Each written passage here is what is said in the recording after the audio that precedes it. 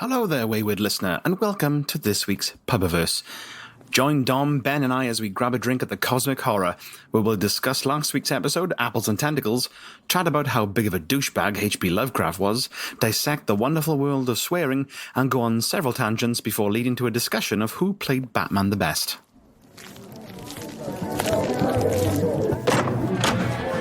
So here we are, sitting in the Cosmic Horror, where we can't even begin to describe it for fear it would shatter the fragile thread that holds your sanity to this mortal plane.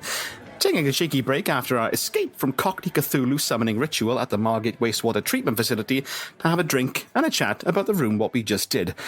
But first, gents, it is my round. So who is drinking what? I'm Ben Lady Griffiths, and I scoured the bar for something that was simple, not too complex for the barkeeper, and I went with a medium sherry because it looked open and to hand.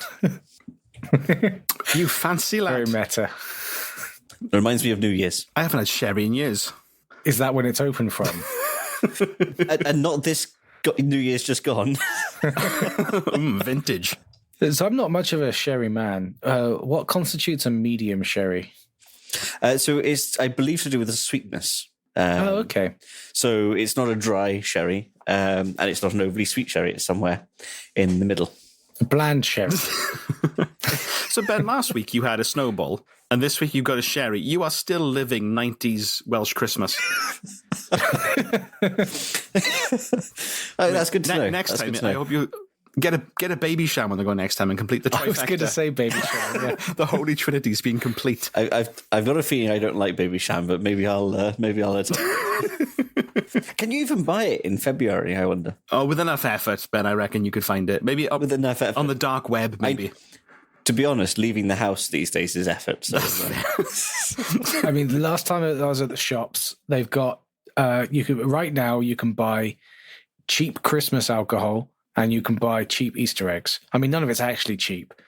They've just put it back to the original price rather than but yeah, we are in that perfect time when you can still get everything you wanted at Christmas. And you can, why not have a Baileys while eating an Easter egg? That's what Tesco's is telling me. You hollow out the Easter egg, pour the Baileys in, and just have a wonderful Friday night. well, I'm thinking actually more of a Jägermeister, a Jaeger bomb, right? Except you do it with a Cadbury cream egg and drop that So you're dropping a cream egg into a Baileys. into a Baileys, absolutely. There we go. But if you had a warm Baileys or a cream egg into a mulled wine, there we go. That would be disgusting. Mulled Baileys. Yeah, moldy eggs. I'm Dom, and I will have a Singer, which is a Thai lager. A singer? Bow tie, long tie. I mean, I don't know if it's actually pronounced Singer. It is now. Singha. My Thai is a little rusty. That's what I get for having a suit made out of metal. Hey! Hey! Oh, that's the best pickup line. But yes, it's a very nice beer. He says as he swigs it from the bottle. Well, I'm not going to create washing up for myself. I mean, for this pub. Just leave the glass on the bar counter. They don't care. So if I ever go to Bangkok, I will definitely use that as a pickup line. My tie is a little rusty. You have to have a metallic tie on for it to make any sense. All of my ties are metallic. It's the only way I feel professional. I was going to say like Max Headroom, but he wasn't actually made out of metal, was he? No, he's like a rubber mask, wasn't he? Later, he was a robot. He was a silicon fella. Yeah, he's terrifying as well if you look at the old video of it. Hi, I'm Jamie, and I'm drinking, again, as no surprise, I'm drinking a mead. It is the mead of Cernuos, which is fizzy, and I don't know if it's supposed to be, but it's nice. Fizzy? It's fizzy. What makes it fizzy? It shouldn't be carbonated. Yeah, well, some meads are. And I'm not I'm 50-50 on the whole sparkling mead thing. But when I picked this up out of the cupboard, it was lying on its side and there was a very small drip coming from the lid. And so I wonder if it's been compromised. However, I'm still drinking it and it is bloody lovely. Presumably this was a new bottle and not one that past Jamie No, enjoyed it is partially. not passed to me, but it will pass through me very soon. But it was a new bottle, so who knows? We have some Marrow rum that is bottled. It's out of the sort of brewing process, but that was bottled in, I think, 2009 or 2010, and we've never opened it. We've transported it around several houses. Wait, so Marrow rum? Yes, I believe. Are you adding marrow to rum? Like when someone says they made sloe gin, but they actually just put a load of sloe berries into existing gin, or have you somehow made rum from vegetables? It wasn't me. It was my father-in-law, and I believe that it was made by putting cut up marrows into tights, and then stuffing the rest of the tights with brown sugar, and so the alcohol was just a byproduct, catching what dripped off. I don't know the rest. You don't know what he was originally up to, but I have no idea. Eventually, he bottled the outcome, and it involved tights and marrows, and also, but not all the marrows because he grew them. Not all the marrows that he grew, because some of the marrows he swapped at the local fish and chip shop for free fish and chips. This is closely like straddling the line between like hobby and fetish. You know that, right? But also oddly entrepreneur. I mean, maybe he could go to the pub and give him his bizarre, give him the bizarre concoction, and the result get a real drink. The same as how you can give him marrow at the chippy and get some real food. Exactly. I don't think I've ever had marrow. Actually, thinking about it, it seems like such a British vegetable that I've never had. What is it? Is it like a cucumber? Kind of. It's a root vegetable, right? Yeah. I don't know what root vegetable means, to be honest. No, it's not. It's above ground. It's like it grows like a cucumber or a courgette, I believe. I've always thought of it as a savoury melon. It looks like a savoury melon. That's a good description of it. Yeah, it's the same. It's the same family as melon, cucumber, squash, courgette. They're all the same thing. It's a cucurbit. Wait, I already knew that. I learnt this back in the summer and I've forgotten. I can't even remember my trivia anymore. So a marrow and a courgette are actually exactly the same thing. They just don't let the courgettes grow up. So it's kind of like lamb and mutton. Think of it that way. Marrow is your mutton, courgette is your lamb. I was going to say ponies and horses, because aren't they basically the same thing, except it depends on how tall they are? Fair. I don't think so. So you could go, oh, there's some ponies. Wait, what's that tall one? Oh, well, he was a pony, but it turned out he had a growth spurt and now he's a horse. That is the only way that it's ever been described to me, is that the distinction between a pony and a horse is how many hands they are. What? I don't think they don't tend to have any hands, do they? Which confuses the matter. I'm pretty sure there is a species differentiation between ponies and horses, unlike the courgette and the marrow. If you have a courgette and you let it grow up, it will become a marrow, and then you can be disappointed because, you know, who wants marrow in their salad? Who wants courgette in their salad? All right. Who wants marrow in your roast? Actually, roast marrow does sound nice. Brief spoiler warning for the previous episode. We will be discussing last week's episode in great detail. So if you haven't listened to that episode, please stop now, listen to that, come back. We'll wait for you. Or not, because, you know, the bar will close and we need to get sozzled. So last week, our perilous puzzlers found themselves locked in the Margate water treatment plant, trying to stop the summoning of the dreaded Cthulhu that had been attempted to be summoned by a group of dishevelled Cockneys. But through deft translation of Cockney rhyming slang, a brief swim through some shitty water, and painting very well-drawn constellations in ash on the floor, you gents managed to stop the summoning of Cthulhu, but accidentally did summon his northern rival, Cthulhu. But you did very well. And listeners, I will make a confession. My internet connection is dog shit right now. So we had several stoppages. Probably like every 30 seconds, my connection would time out. My audio cut out. There was loads of technical fuck-ups on my end. And you know what? There was no timer by the end of it, because otherwise nobody would escape with all the stuff that happened. But escape you did, gents, and well done to you both. Thank you. I did wonder that there was one bit where I was going to go off on one. I think maybe about polos, and I thought, oh wait, no, we're going to be running out of time at this point. And then I did think, there's no way he's timed this in any kind of fair way, because we spent about 50% of our time smiling politely while we wait for him to come back in. We can't lose. We can do whatever the fuck we want. I wonder why you were quiet, Ben. You've just been finding out facts about ponies. So Ben has just pasted into our Discord chat the definition of what a pony is. And it says a pony is a type of small horse. And depending on the context, it may be a horse that's under a certain height or a small horse with a specific conformation and temperament. So a pony is not a young horse. A pony is a small horse. Yeah. But they are physically different creatures. I mean, if you see a pony, you know it because it's got that little barrel body and the stumpy legs, whereas young horses look like small horses. So a pony is cute. Horses that are far away. Exactly, yeah.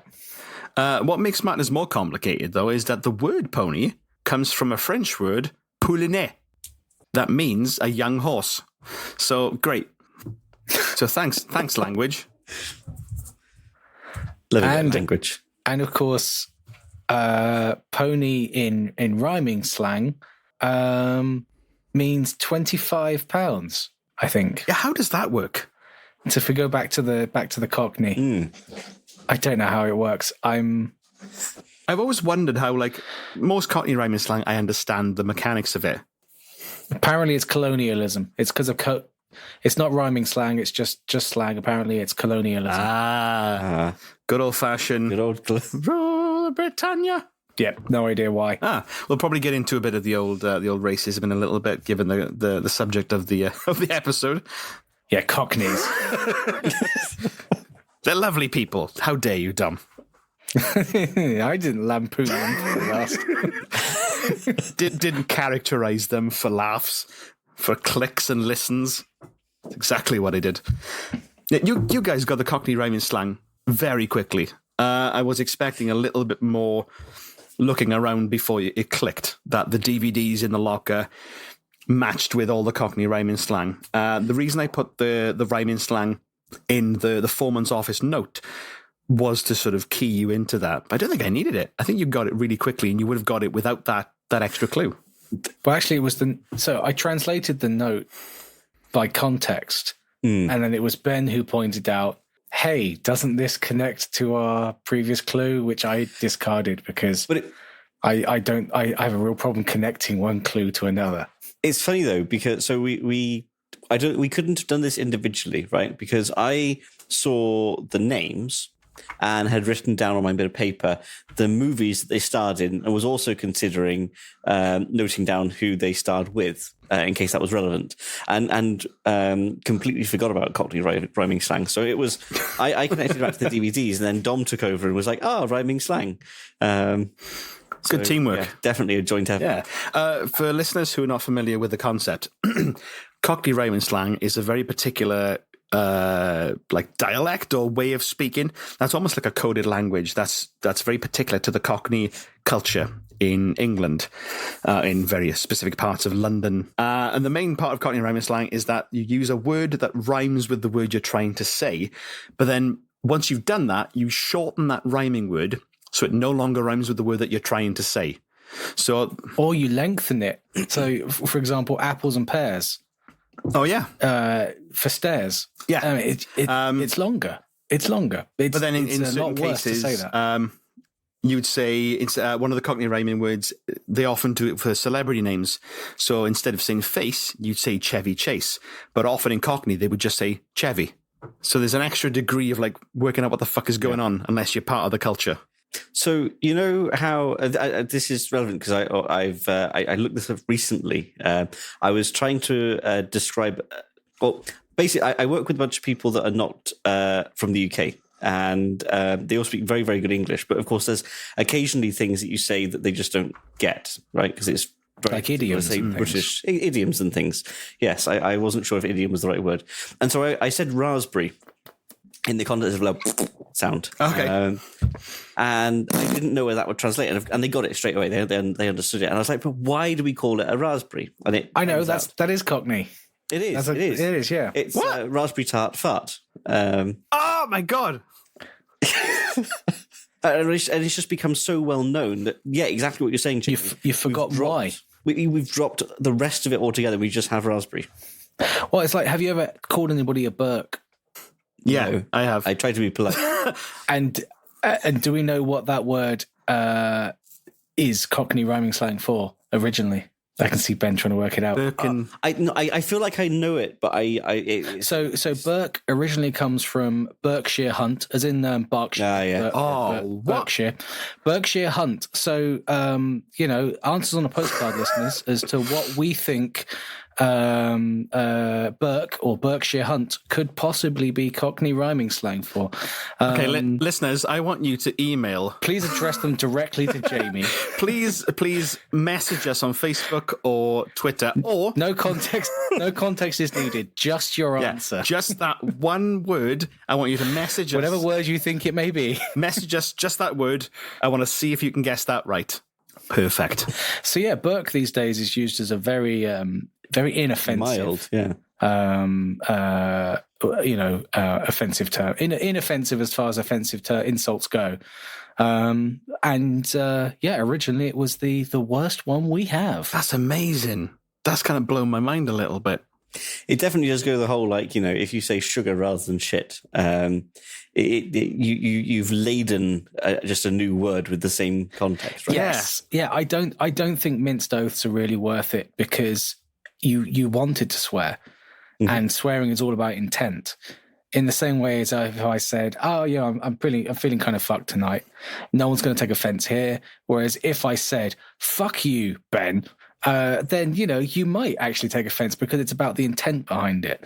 So if you're saying, "Oh sugar," everybody knows what you wanted to say, so you might as well have said it. It hasn't. I mean, unless you're worried about Jesus crying. I'm pretty sure Jesus was a swearer. Do you think he blasphemed with himself? He was. Oh me. Yeah. Oh, dad, damn it. The thing is, Jesus was a carpenter, so for a fact he would have smacked his hand with a hammer at least once and gone, "For fuck's sake!" But I was going to say, I wondered if smacking his hand with a hammer was a visual swear word in itself, because it was foreshadowing what's going to the crucifixion. Maybe I'm going too far into this now. Stop banging Christianity. You make a good point though about like the intent behind, like, anything could be a swear word if you put enough venom behind it. Yeah, and I just think one of the things the English language is good for is its swearing, because we have a lot of hard sounds to our good swear words. You either start or finish with something nice and hard. So you can either spit a word like piss, or you can really end a word with a hard sound like fuck. You got that nice hard. So that's why I think a lot of our blasphemy feels softer, because it doesn't tend to have those nice hard sounds to it. There's a really good series that I think was on Netflix that was hosted by Nicolas Cage, who is my hero, called The History of Swearing. And each episode was a new swear word that Nicolas Cage would cover. And it was interesting in itself. But the fact that Nicolas Cage was the person hosting that show, because even just to hear Nicolas Cage scream the word dick every 30 seconds was amazing. That was a fantastic Nicolas Cage intonation of it there as well, I have to say. I had to prepare for it by like sort of winding my necking and violently shaking for 5 seconds before I said the word. There's a wonderful fact about swearing that I always remember from QI, and I'll share it with you both right now. You've probably heard of it already. Is that if you've got a compound swear, like the word shitgibbon, they work best when the second word is a 2-syllable word and the first syllable is stressed and contains the same vowel of the swear. So, for example, cockwomble, great swear.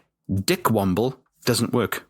See, I don't know if I agree with QI, and I know that obviously they deal in nothing but cold hard facts and objective truths, but I think with most of those internet style mixed swear words, I think they always work better reversed. I think calling someone a shit gibbon, people go ha ha ha ha.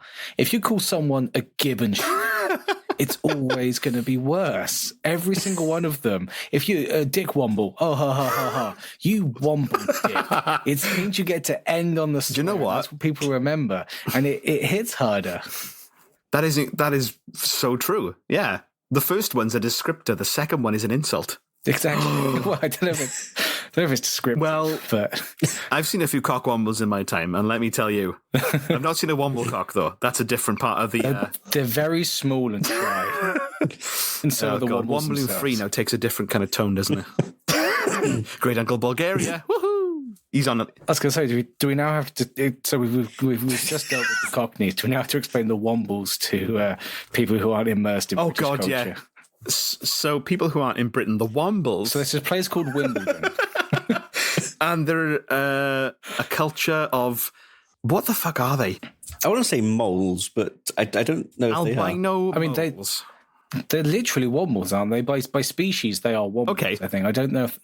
So The Wombles are a loosely an anarchist and anti-capitalist group based in London. They're very green. So we've got green anarcho-communist rats who... and they're albino as well, don't forget. Yeah. Who try and... Oh, and they're also in a rock band. They narrowly avoided getting Christmas number one. They have such a good Christmas song, though. All of their songs are great. They were a really good band. And the other part of this episode, other than Cockneys and Cockney rhyme slang, was, of course, the summoning. Cockneys and cocks. Was the summoning of the great Cthulhu, spawn of the stars, which is a character, as you probably know, written by the author H.P. Lovecraft. And I want to say this right out of the bat. H.P. Lovecraft was a racist fuck. Terrible man. Yeah, like people often say, oh, you can't judge them by the standards of today. They were of their time, they had certain views, etc., etc. But H.P. Lovecraft was such a racist that even people who were alive at the same time as him called him out for being too racist. That's fucked up. And yet here we are today naming brown sauce after him. Which he would have hated. The fact that it's not white sauce. Listeners, if you want a taste of how bad H.P. Lovecraft's views were, please Google, in incognito mode, what was the name of H.P. Lovecraft's cat? Okay, so I think it was actually his parents' cat. Oh, okay. But he liked the name so much that there is, in fact, a fictional cat in one of his stories, also with the same name. I mean, I think it's The Rats in the Walls. Yeah, no, he was a terrible person. He was terrified by anybody who wasn't your good old fashioned white Anglo-Saxon Protestant, and women. Yeah, he was a sad, scared, racist man. Yeah. And also very young. He was only like 46 when he died. Got too racist. Couldn't handle it. Yep. He went mad with the realization that he was a complete and utter prick. But I think that really informed his writing. So we're in Margate, which, you know, definitively isn't where the Cockneys are. So firstly, presumably they were Cockney purely so you could do the rhyming slang. But then in that case, why are we in Margate? Well, there's a good reason for that, Dom. There's two good reasons for that, Dom. The first was that in the previous episode, John's episode ended in Margate. In Margate Water Treatment Works, which is fine. Margate, by the way, is a wonderful place to go for escape rooms. I've never been there, but they are award-winning and they've had wonderful reviews, particularly The Escapement. Go visit it. Number two. It's really nice in general. There's it's also some lovely pop-up art places, really nice place to eat, some beautiful walks along the cliffside, and you can see the Milky Way. Margate in general, contrary to everyone's opinion, is pretty lovely. Although largely thanks to gentrification. So, but the second reason is that as soon as when John told me that the episode ended in Margate, I immediately thought of a song that I used to listen to quite a lot. And this song is by the Wombles. Not by the Wombles, although in retrospect, that would have been perfect and terrifying at the same time. It's a song by a steampunk punk band called The Men That Will Not Be Blamed for Nothing. And it's a song called Margate Fhtagn. And it's a song about a bunch of Cockneys going on holiday to Margate and summoning Cthulhu, and Cthulhu murders their grandma, and they have a lovely time. It's a great song. That's such a specific song. It's so good. I love it. Like that entire album is banging. And dear listeners, if you played the previous episode in reverse and at 4 times slow speed, that is the song you will hear. And yeah, their songs are really great. So yeah, I immediately thought Margate, Cthulhu, Cockney. Perfect. Which does lead me quite nicely on to the sneaky bits of trivia that I snuck through the episode, if you'd like to hear them. Absolutely. Yeah. I mean, the jelly deals, I got that bit. Jelly deals, obviously Cockney, yeah. So as you spotted, Dom, the one locker belonged to Howard, which was H.P. Lovecraft's actual name. The other two, Jim and Jackie Piper, they're the henchmen of the character called the Hitcher in the show The Mighty Boosh. Who's a Cockney. Yeah, he's old Cockney geezer. He's got a small thumb and he fucks you up. Hence the polos in the locker, because the Hitcher's got a massive fucking polo in his eye. And the sigil that you looked at with the very well drawn cat locks and sun, the brushwork impeccable, and just the skill amazing. The actual sigil that was around it, that is the traditional. I thought I'd stumbled into an art gallery. Where you just look at it and go, intriguing, in the sort of passive aggressive way you look at it blankly and hope that meaning will just sort of come at you. The sigil itself is the summoning circle for Cthulhu. That's traditionally what is used, according to Google search, when I looked for Cthulhu summoning sigils. I was going to ask, and I don't think we ever would have done, but if by some weird coincidence we had requested to pen the signs upside down, what would have happened? That's a really good question. Well, I would have panicked, first of all. I was going to say, if I'd asked you, is there anything on the other side of the piece of paper? I would have on the fly. I would have honoured that. I would have said that it says this way up. You would have done the ritual upside down, and I would have honoured it. And then on the fly, said that you'd summoned it. Yeah, you hadn't summoned it. You'd stopped the ritual. The sea was calm, and we would have just wandered out onto the promenade. The dreamer would stay dreaming, and I would probably say that you'd walk onto the beach. You'd leave the treatment plant, and you'd walk onto the beach to a lovely sunset. It would be quite a happy ending, and then John would then turn up next week to make it absolutely horrific. Yeah, there's been a drowning or something, yeah. I don't know why, but it seems that most of my episodes tend to end with people like immersed in bodies of water. It's a weird theme that's happening. I mean, I think that's really a job for your therapist rather than us, isn't it, Jamie? I mean, I'm 2 meads deep at this point, Dom. Let's get into it. Why is it that I always fetishize drowning on this podcast? Let's go into it. But if you want an alternative to H.P. Lovecraft, and of course I'm coming at this with a Welsh angle, I suggest you look at the works of an author called Arthur Machen, who was born in South Wales, and he is said by some to have inspired Lovecraft to some degree. So he wrote a book called The Great God Pan. Not read it. I've looked at snippets of his autobiography. And he also wrote a book called The White... I have read it. It's very good. He read a book, a story as well, called The White Powder, which is like a mix of H.P. Lovecraft and Junji Ito, the manga horror writer. And it's really fun. If you are like in the UK, or if you're in Wales, or if you are one of those jet-setting fancy types. The immersive escape room theatre experience, the Locksmith's Dream, have a Lovecraft-esque experience called the Key of Dreams, which is an experience in an old manor house in South Wales, like a 24-hour experience. That's based on Lovecraft and based on the works of Arthur Machen. So it's sort of a cosmic horror, escape room, immersive theatre kind of vibe, which sounds incredible.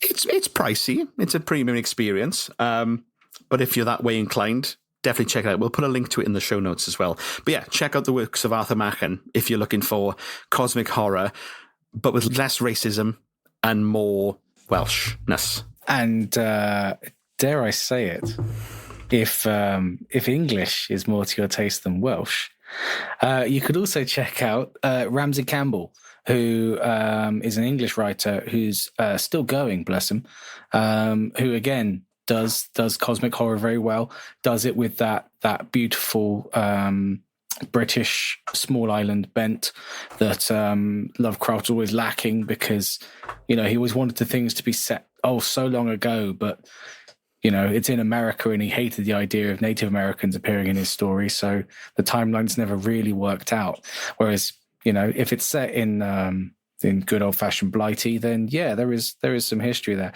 So yeah, Arthur Machen's great. Sorry, Machen, and Ramsey Campbell as well. I'd very much recommend his contributions to cosmic horror, and in a less sort of Lovecraftian, because there's something twee about Lovecraftian cosmic horror.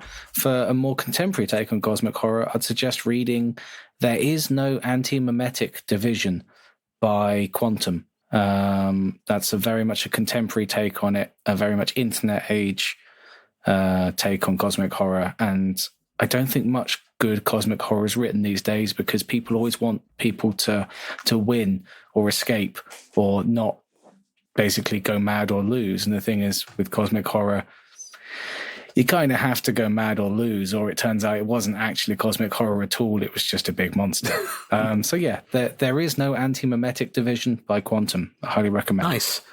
Have either of you chaps seen any of the recent adaptations of sort of Cthulhu-esque?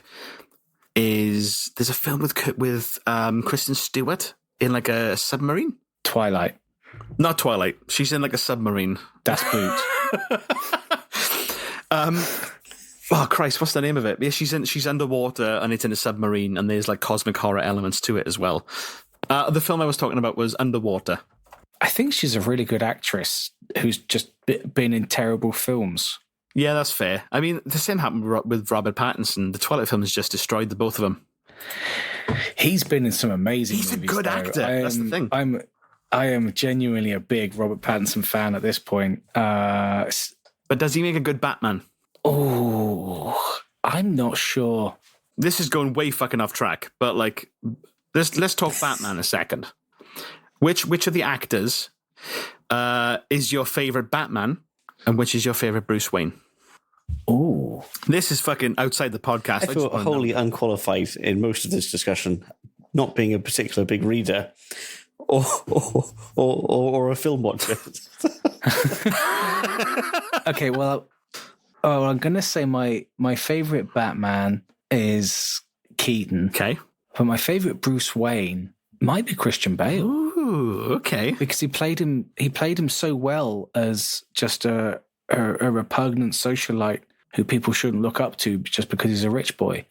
Whereas all the others, Bruce Wayne was actually, you know, showed as a charming, upstanding member of society, which we all know billionaires aren't. Yeah, that's fair. So I think Christian Bale played him as a terrible person, purposely to drive people away in plot. But I think that he's probably the best Bruce Wayne, in my opinion.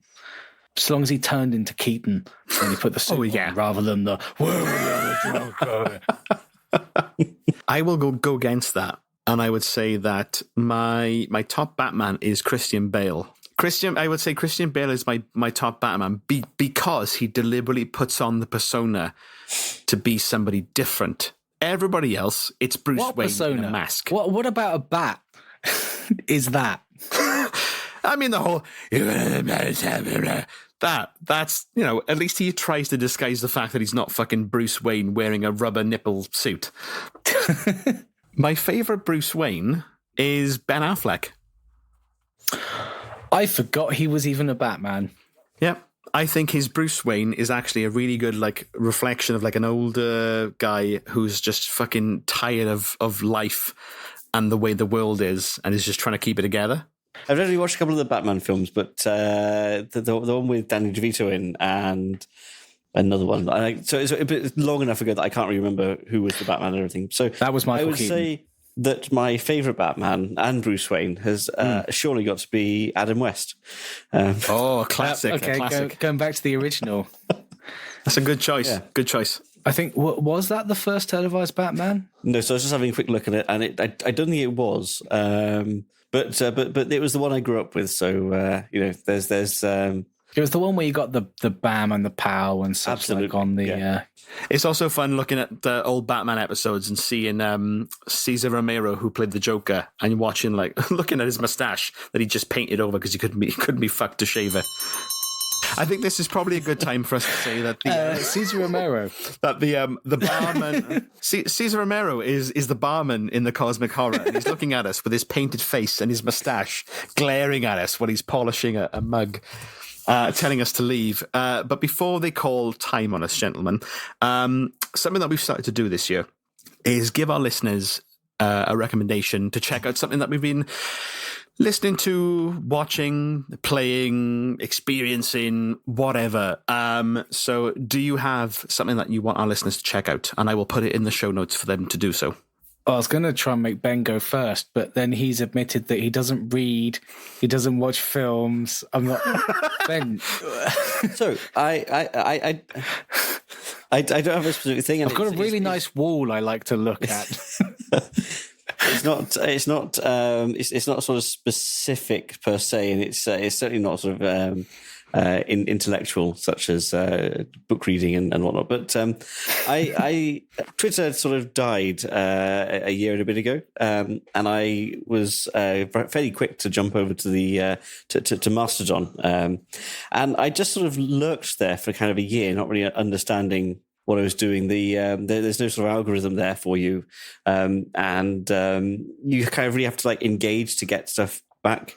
But just recently, I've kind of done just that, engaged and started to get a little bit more out of it, and it's nice. So I would encourage you to run away from space current and maybe just explore some other alternatives. Yeah, I would second that. I don't have a Mastodon. I went to Blue Sky because someone gave me an invite and it made me feel good. But yeah, ditch Twitter, guys. It's dead and gone. Just move on. Yeah. In fact, as I say this very second, the Infinite Escape Room Twitter is being deleted and we are moving. No, I mean, it's up for debate.